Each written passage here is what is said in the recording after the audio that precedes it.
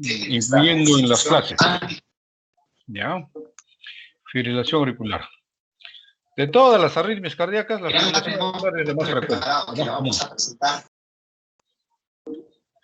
algo que está haciendo eco, no sé, algo donde ustedes.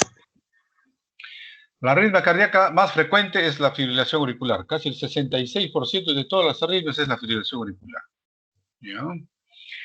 La fibrilación auricular se debe a una actividad auricular no coordinada. ¿Ya? Y en consecuencia da lugar a una contracción auricular ineficaz, pues, o sea, la aurícula no se contrae. Si la actividad auricular es descoordinada, la contracción va a ser ineficaz. En el electrocardiograma se reconoce básicamente por ciertas características. Hay ausencia de ondas P, no hay ondas P. ¿Ya? Los intervalos RR son irregulares. Si se puede apreciar en algo la actividad auricular, vamos a ver que esta tiene una velocidad muy grande, ¿no? Le llaman ondas de fibrilación o ondas F, que oscila entre 350 y 600 latidos por minuto. Los QRS obviamente van a ser estrechos, puesto que es una taquicardia supraventricular, ¿no? Salvo que haya, pues, aberrancias o bloqueos en la conducción, ¿no? Entonces ahí sí podríamos hablar de aberrancia, ¿no? Entonces, ¿qué consecuencias va a devenir de una falta de contracción auricular? Disminución del gasto, pues, gasto cardíaco, ¿no? Y como hay una disminución del gasto cardíaco, la sangre, pues, también se va a estancar, o sea, no circula bien. Entonces, esa sangre que se estanca y se pone más pesado en su circulación puede dar lugar a formar coágulos, ¿no? Y trombos. Y disparar trombos. Y eso es lo que da lugar a la morbimortalidad de esta entidad, ¿no? O sea, la generación de trombos. Si un trombo se dispara al cerebro, pues ahí, pampa mía, ahí queda, ¿no? Por eso es importante esto. A nivel mundial es un problema sanitario porque cada vez más está aumentando la fibrilación auricular, porque tiene una relación directa con la edad, ¿ya? Mientras más edad tenga la persona, pues más riesgo de sufrir de fibrilación auricular, ¿ya? Su prevalencia y su incidencia es creciente por eso, ¿ya? Y es mayor en hombres frente a mujeres, y es muchísimo mayor cuando ya tienen más edad, pues por ejemplo ahí dice, ¿no? De 17.8% mayores de 85 años, y el 0.07% es cuando es mucho antes, ¿no? Antes de los 60 años. Más se presenta en blancos que en negros. En geografía, por geografía, más se presenta en el mundo occidental, eso es evidente, ¿ya? Su incidencia, ya dijimos, aumenta con la edad, ¿ya? Y el tener fibrilación auricular a uno le da un riesgo de 5 veces más de sufrir un derrame cerebral, o sea, digamos, un accidente cerebrovascular, un stroke que llaman, ¿no? A nivel mundial contribuye a un 99, más de 99.000 muertes por año, y eso pues genera también unos grandes costos en los sistemas de salud, ¿ya? Y acá en el Perú también está pasando algo parecido, ya está aumentando tremendamente esta incidencia de la fibrilación auricular. ¿Cuál es el origen? ¿Cómo se genera o cómo se origina la fibrilación auricular? Se originaría probablemente porque se produce una serie de cambios en la anatomía y en la electrofisiología de los miocitos auriculares, ¿ya? Quizá esto sea muy importante, ¿no?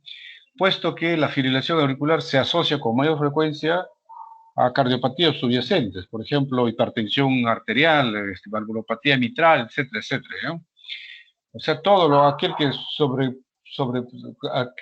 que produce una sobrecarga o agrandamiento de la aurícula, ¿no? Sobrecarga de presión o agrandamiento de las aurículas. Entonces, los miocitos auriculares se van a distender y eso pueden dar lugar a la separación de los miocitos, infiltración de tejido fibroso y por ende, pues, la actividad va a empezar a hacerse caótica, ¿no? ¿Ya? También se asocia a infiltración e inflamación de las aurículas. Esto es un poco menos frecuente, ¿no? Siempre para que se produzca la fibrilación auricular tiene que haber un desencadenante, o algo que los produce, mejor dicho. Y generalmente es una contracción auricular prematura, ¿ya? O contracción prematura auricular. O contracción prematura supraventricular siquiera, ¿ya? ¿Ya? Y esto generalmente lo va a producir en corazones normales. En otras palabras, ¿la fibrilación auricular puede aparecer en corazones normales? Sí, perfectamente puede aparecer en los corazones normales. O sea, sin cardiopatía de base, digamos, ¿no?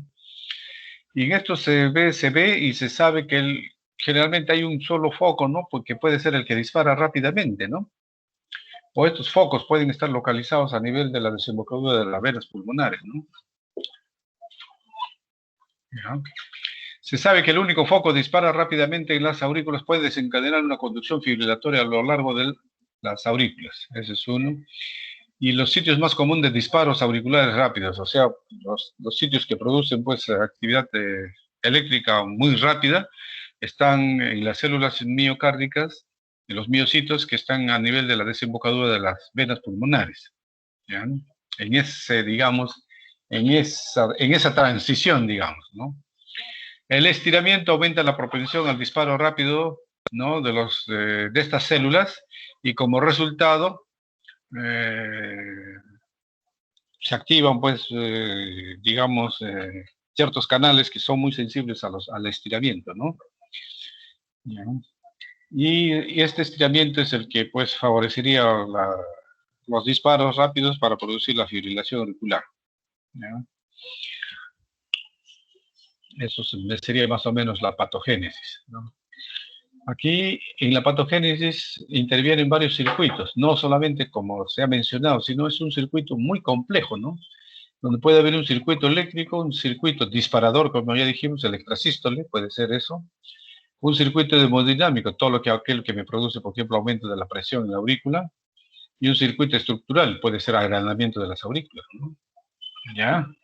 Y en el circuito estructural, por ejemplo, mira, tenemos un estiramiento crónico, produce hipertrofia, produce miocarditis, produce fibrosis, ¿no? Y esto da lugar a que se produzcan zonas de conducción lenta que favorecen los circuitos de reentrada. Entonces aquí hablamos de circuitos eléctricos, ¿no? Sobre todo la sobredosificación, o sea, sobredosificación no, sino sobrecarga de calcio sería acá, ¿ya? De repente a esos niveles puede producirse una sobrecarga de calcios y eso puede favorecer también estas, ¿no? Eh, digamos, la actividad esta eléctrica, ¿no? Ahora, aquí intervienen también los circuitos desencadenantes, digamos, ¿no? Generalmente son los ectópicos, como ya dijimos, ¿no? Cuando hay sobrecargas de calcio, eso puede favorecer la actividad desencadenada, como vemos acá, ¿no? ¿Ya? Y si hay canalopatías, o sea, trastornos de los canales, con mayor razón. Y los trastornos hemodinámicos también, pues, ¿no? Sobre todo ocasionando difusión del ventrículo izquierdo, trastorno de llenado ventricular, ¿ya? Y eso me va a hacer una sobrecarga de la aurícula, ¿no? O sea, la aurícula en este caso va a aumentar su presión y va a aumentar su sobrecarga, produciéndose también una serie de mecanismos que pueden facilitar a la fibrilación auricular. Comorbilidades, ¿ya? La fibrilación auricular puede estar asociada a hipertensión arterial, bastante, a enfermedad cardíaca isquémica, así es, hasta un 10% de los infartos pueden presentar fibrilación auricular, ¿no? La enfermedad valvular, obviamente, ¿no? A prolapso de válvula mitral, estenosis mitral, sobre todo estenosis mitral, pues es casi insuficiencia mitral, estenosis mitral más del 70%, ¿no? Ya, perdón, aquí es estenosis mitral mezclado, digamos, estenosis mitral con insuficiencia mitral, ahí insuficiencia tricuspidea, 70%, o sea, un multivalvular, digamos. Y solo la estenosis mitral pura, 29%, casi el 30%. Empeora la insuficiencia cardíaca, si es que hay en miocardiopatía hipertrófica, me malogra, pues, el paciente se cansa, cardiopatía congénita, también se puede presentar la fibrilación auricular, ¿no? Puede dar lugar a enfermedad tromboembólica venosa, claro, apnea obstructiva del sueño, obesidad, ¿ya? O sea, estos son, pues, mayores riesgos, digamos, para que tengan este problema, ¿no? Diabetes también, tiene más posibilidad de presentar fibrilación auricular. Síndrome metabólico, la enfermedad renal crónica, anemia, dislipidemia, la enfermedad tiroidea, el alcoholismo también.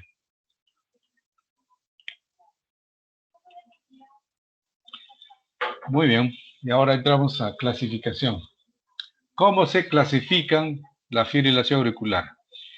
¿Ya? La clasificación general, muchas veces, digamos, lo típico antes era pues clasificar como fibrilación auricular aguda y crónica, ¿no? Eso en razón al, digamos, al tiempo, ¿no? A la naturaleza temporal. Pero la fibrilación auricular paroxística es la que desaparece espontáneamente hoy ya, o con medicamento, pues, ¿ya? ¿Ya? Define que termine espontáneamente, o sea, termine solito o con la intervención, pero antes de que se pase los 7 días, ¿ya? Se repite con frecuencia variable, quiere decir que es recurrente esta arritmia, ¿no? La fibrilación auricular paroxística. Y la persistente es cuando demora pues más de 7 días, no se resuelve automáticamente en 7 días, por decir, ¿no? Se está durando más. A menudo entonces requieren cardioversión, ya sea farmacológica o eléctrica. ¿Ya? ¿Para qué? Con la finalidad de restaurar el ritmo sinusal. ¿Ya? Eso se llama el persistente. Y el persistente de larga duración cuando dura más de 12 meses, o sea, un año ya. Y permanente ya es lo que podríamos decir la fibrilación auricular crónica. Ya se quedó ya con su fibrilación auricular permanente, ya del todo. Identifica la fibrilación auricular persistente en que el paciente y el médico deciden no seguir estrategias de control del ritmo. O sea, no vale la pena, mejor dicho, cardiovertir. ¿Por qué? Porque va a seguir siempre en fibrilación auricular. ¿Ya? A eso se refiere. ¿Cómo vamos a establecer el diagnóstico? Primero hay que hacer una historia completa, pues, una historia médica completa y el electrocardiograma. El electrocardiograma nos va a dar las características, ¿no? Para que nosotros digamos que es una fibrilación auricular. ¿Ya? Eh, Laboratorio, pues función renal y tiroidea, sobre todo tiroides, ¿no? Porque la enfermedad tiroidea está muy relacionado con esta arritmia, ¿no? También electrolíticos, recuentos sanguíneos, etcétera. Habrá que pedir una ecocardiografía para ver, pues, si las aurículas están crecidas, por ejemplo, ¿no? ¿Ya? Y la transesofágica para precisar mejor las valvulopatías y la trombogénesis. Se ven más claros los trombos, por ejemplo, en la transesofágica, ¿no? ¿Se podrá pedir una coronariografía? Por supuesto que sí, por supuesto que sí. ¿Por qué? Porque nos permite descartar si una cardiopatía subyacente, isquémica, por ejemplo, podría ser el causante, ¿no? Hay que pedir una tomografía o resonancia magnética cerebral para ver pues, si no ha habido accidentes cerebrovasculares, ¿no? Para ver si hay signos de isquemia cerebral o accidentes cerebrovasculares. ¿Ya? Pero, pero como les decía, sí, el diagnóstico básicamente está dado en el electrocardiograma. Muy bien. Tratamiento. ¿Cómo vamos a tratar?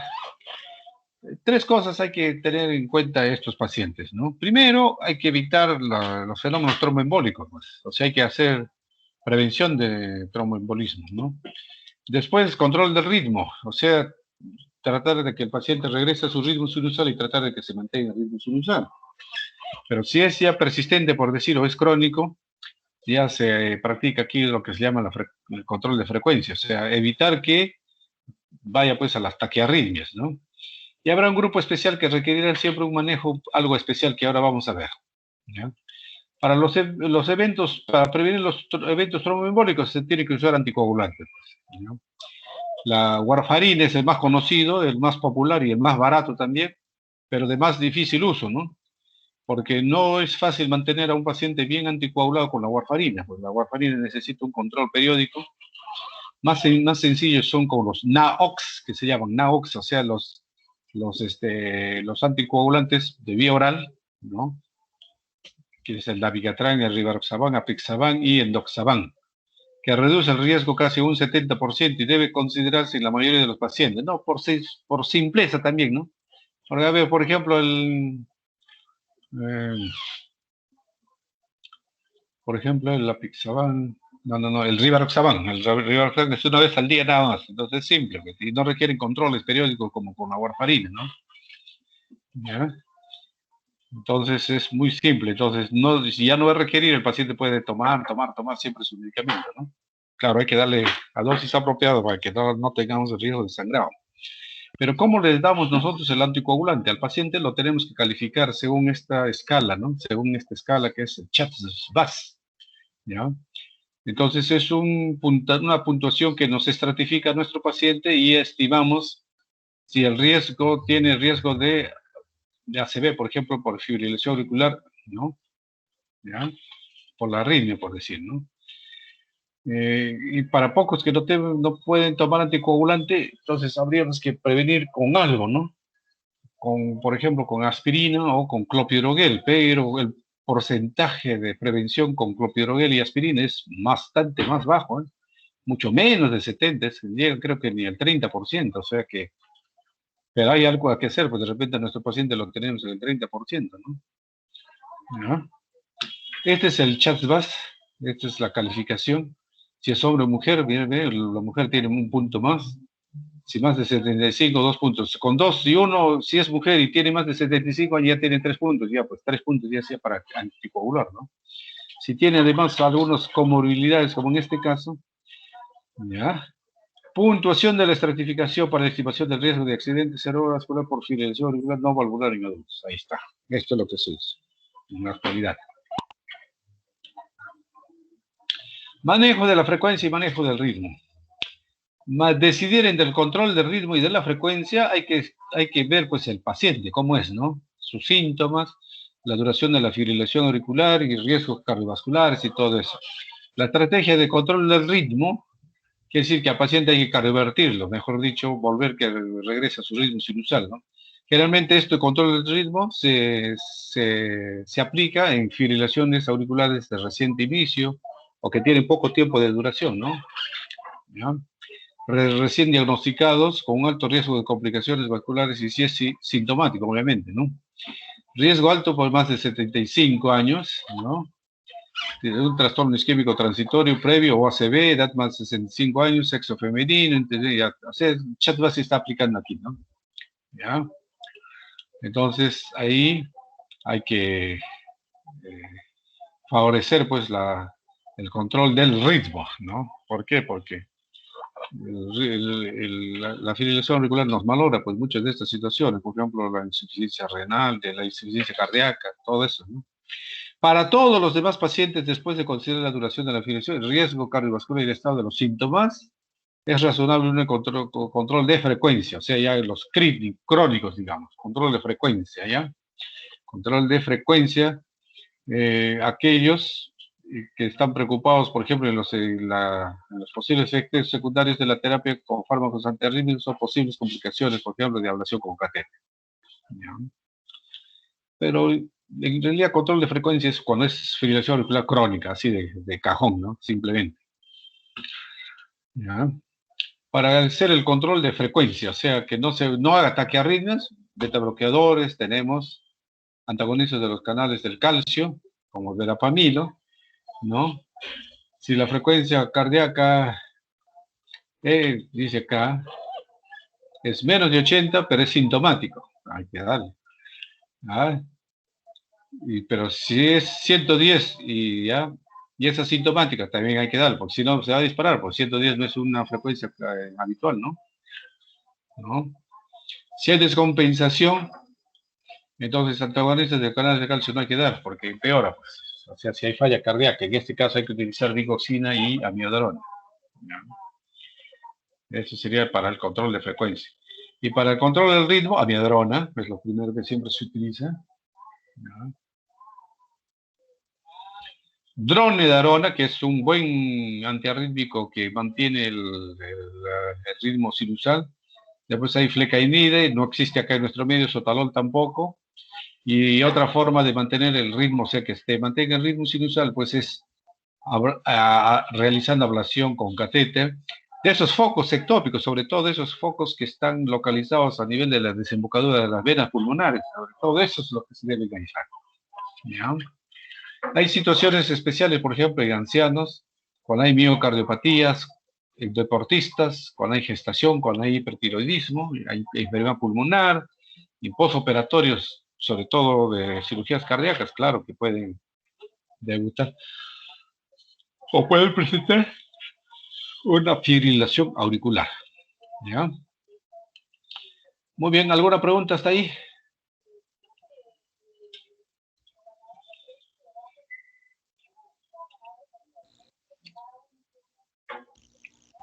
Al parecer no, doctor.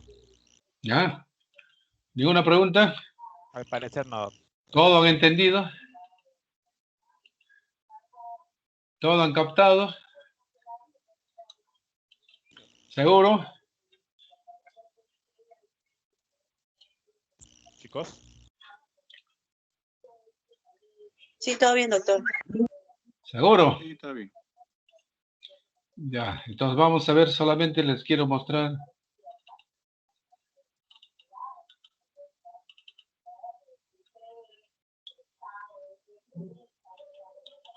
un ejemplo de la fibrilación auricular. Ya. Vamos a ver. Bueno, eso ustedes lo van a ver en el internet, hay cualquier cantidad de ejemplos, pero para efectos explicatorios no está de más.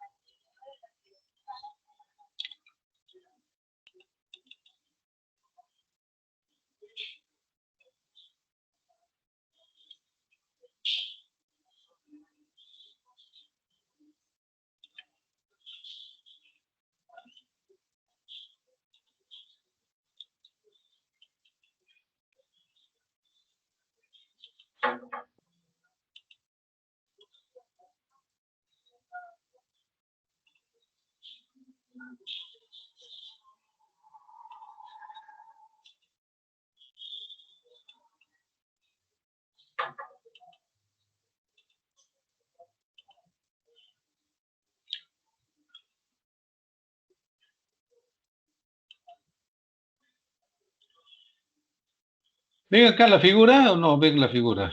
Quiero que vean este electro. Sí, doctor. Se ve. Ya, miren, ve este electrocardiograma. No, esto no es de fibrilación auricular porque acá hay ritmo sinusal. Ustedes ven la onda P, ¿ya? Aquí ven la onda P, por si acaso, ¿ah? ¿Ya? Esto no es fibrilación auricular. ¿Ya? Vamos a ver otro ejemplo de fibrilación auricular. A ver, vamos a ver. Vamos a ver. Vamos a buscar una fibrilación auricular que aquí mismo debe ver.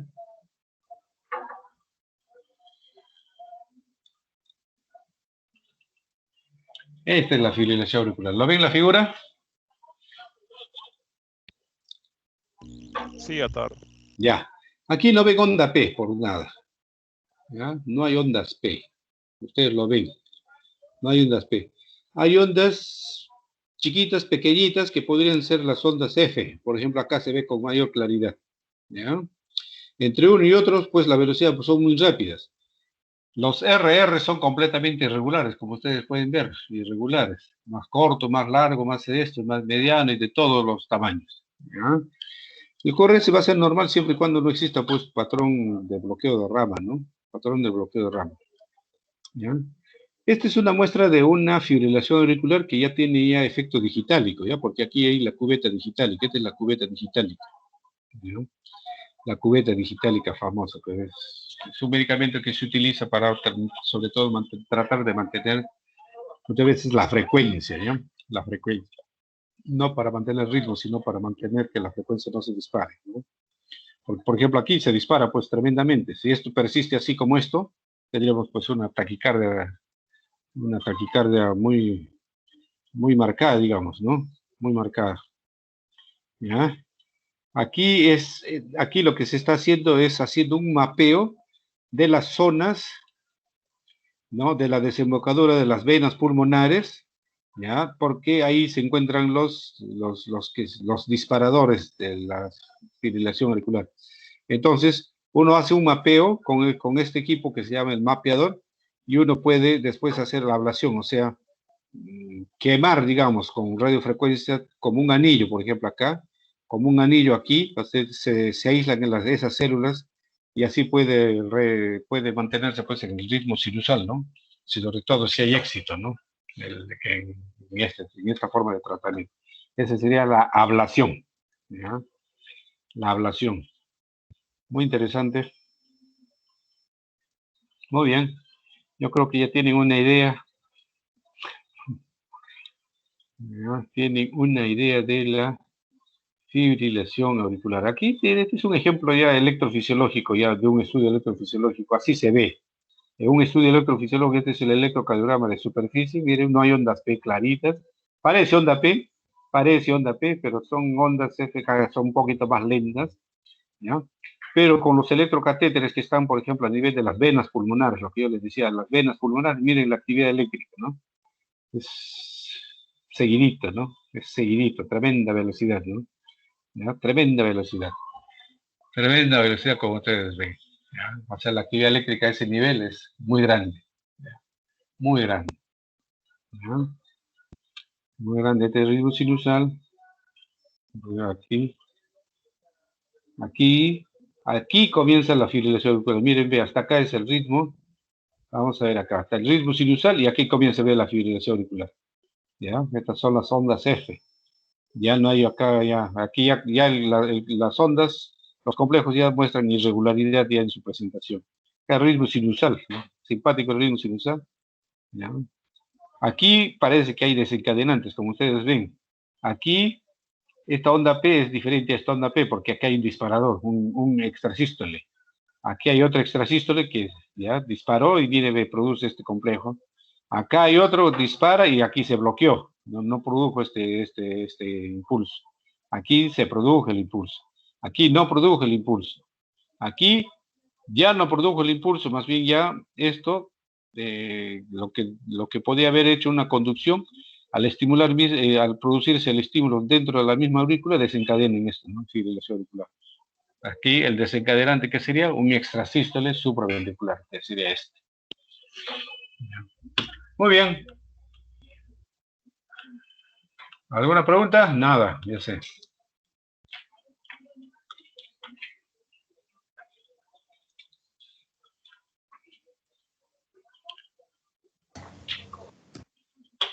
Pues ya nos vemos, ya. Vamos ya después.